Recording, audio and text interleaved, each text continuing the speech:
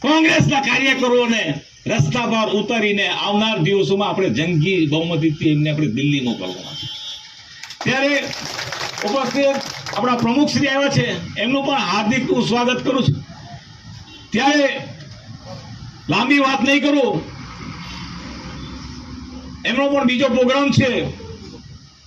ત્યારે દરેક સાથી મારા પત્રકાર શ્રીનું પણ હાર્દિક સ્વાગત છે કે જેઓ જનતા સુધી આખા વિસ્તારની અંદર સચ્ચાઈનો ન્યાયની વાત એક જનતા સુધી પહોંચાડે એવા મારા સન્માનીય પત્રકાર શ્રીનું હાર્દિક સ્વાગત છે. ત્યારે મારું આટલું બોલી હવે આગળના વક્તાઓ એનું સ્વીકાર છે.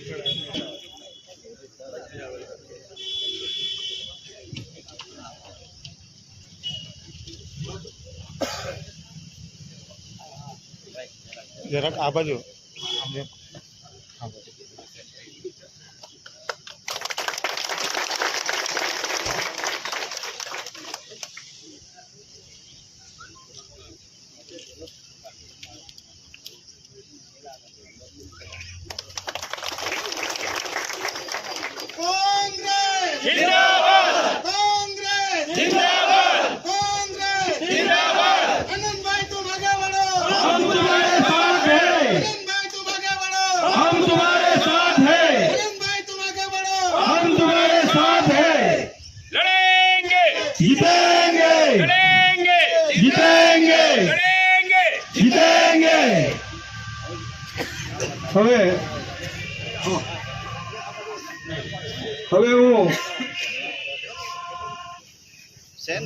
હવે હું વસંતભાઈ કે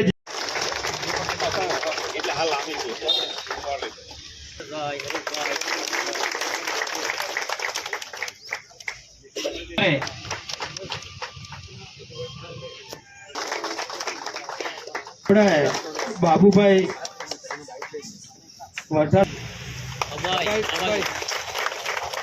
આપણા જિલ્લા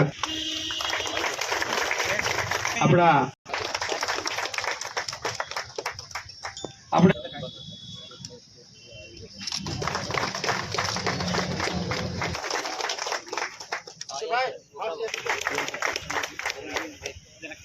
ધનસુખભાઈ વાપી, કાંતિભાઈ સરપંચ, મુકેશભાઈ દુબલાવ, એમને વિનંતી કરું ઉમેદવાર શ્રીનું સ્વાગત કરશે. પંકજભાઈ રોહિણા, સુલિયા સુભાષભાઈને વિનંતી કરું. રમણભાઈ નાની પરસણ સરપંચ,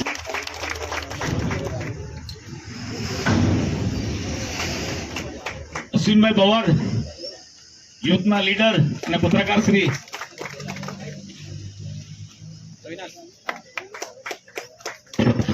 કાસુભાઈ કપરાડા કોંગ્રેસના સલાહકાર. ઈશ્વરભાઈને વિનંતી કરું કે મંચસ્થ તમામ આગેવાનોનું સ્વાગત કરે. વિજયભાઈ બારોલીના માજી સરપંચ સ્વાગત કરશે. પાંડુભાઈ ચાવસાવા તાલુકા કોંગ્રેસના મંત્રી. ઈશ્વરભાઈ તાલુકા કોંગ્રેસના મંત્રી કોઠાર માજી સરપંચ એવું સ્વાગત કરશે. ભાઈ જિલ્લા પંચાયતના સદસ્ય ઉમેદવાર શ્રીનું સ્વાગત કરશે. વિરોધ પક્ષના નેતાનું સ્વાગત કરશે. ઘોડા સરપંચ લક્ષ્મણભાઈ, પાંડુભાઈ, ભાસ્કરભાઈ સુતારપાડા,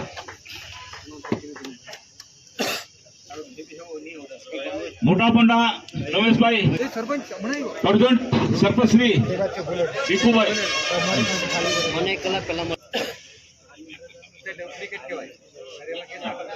ભોજનના માજી સરપંચ શ્રી ગુલાબભાઈ સ્વાગત કરશે.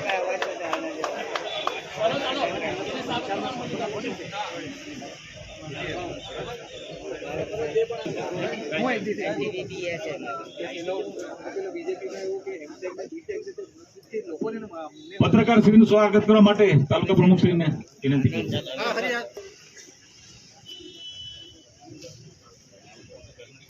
ધર્મસિંહ પટેલ NSVI,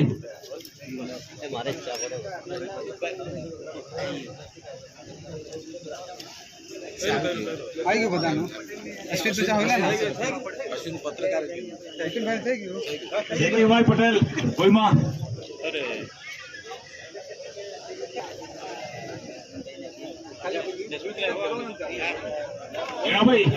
હીરાભાઈ કરે આવો એવરભાઈ સરપંચ માજી સરપંચ સિનિયર લીડર અને પત્રકાર શ્રી સ્વાગત કરશે. જે પણ કાર્યકરો સ્વાગત કરવું હોય તો આગળ આવી જાઓ. આરજે પટેલ સુખાલા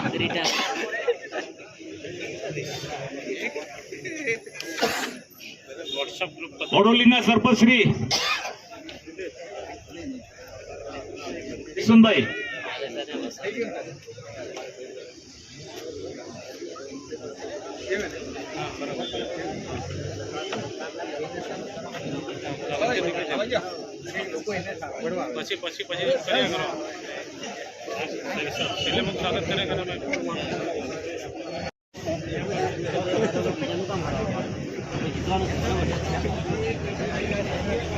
ये पण सरपंच श्री कांग्रेस जिंदाबाद। आनंद भाई तुम आगे बढ़ो, हम तुम्हारे साथ हैं। સૌને નમસ્કાર, સૌને જય ભારત, જય આદિવાસી. હું એક કાયમ સૂત્ર બોલાવું છું કે બધાએ સૂત્ર બોલવાનું છે. લડેંગે લડેંગે ઓર લડેંગે ઓર લડેંગે. પ્રથમ તો કપરાણાની ધરતીને મારા પ્રણામ, કેમ કે આ ધરતીમાંથી જ આ જ વિસ્તારના પ્રશ્નને લઈને તમામ અમારા જેવા લડાયક આગેવાનો પેદા થયા છે. કપરાડા તાલુકાના જેટલા પણ કર્મિષ્ઠ કાર્યકર્તાઓ છે, આદિવાસી સમાજના કાર્યકર્તાઓ છે, આપના કાર્યકર્તાઓ છે, એમને સૌ પ્રથમ બધાને જ પ્રણામ.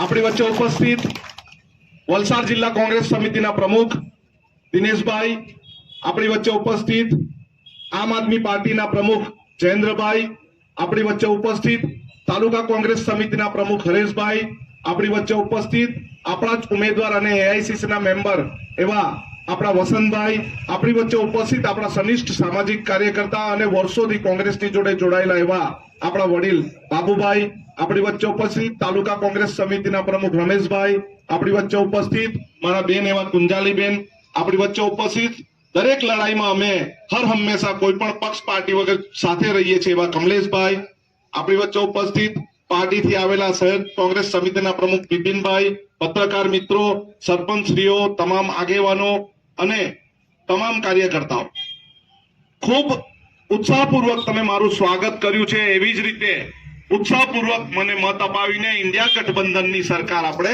કેન્દ્રમાં બનાવી. ખૂબ પ્રશ્ન છે, કપરાડાના હોય, પારડીના હોય, ડાંગના હોય, વાંસદાના હોય, ઉમરગામના હોય અને સાથે સાથે જે નથી બોલતા એવા વલસાડ વિસ્તારના પ્રશ્ન હોય કે વાપી વિસ્તારના પ્રશ્નો પણ ખૂબ મોટા છે. પણ એની સામે લડવું પડશે, આંદોલન કરવું પડશે.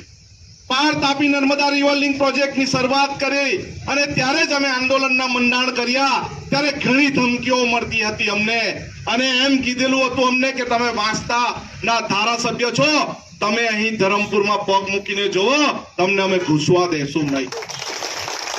અને એ જ અંદાજમાં, એ જ તાકાતમાં, એ જ અંદાજમાં તાકાતમાં એના મંત્રીઓને અને પોલીસ વાળાને કીધેલું અમારી ટીમ આવશે અને તમારું આખું વલસાડ ઘેરી લેશે, ધરમપુર ઘેરી લેશે.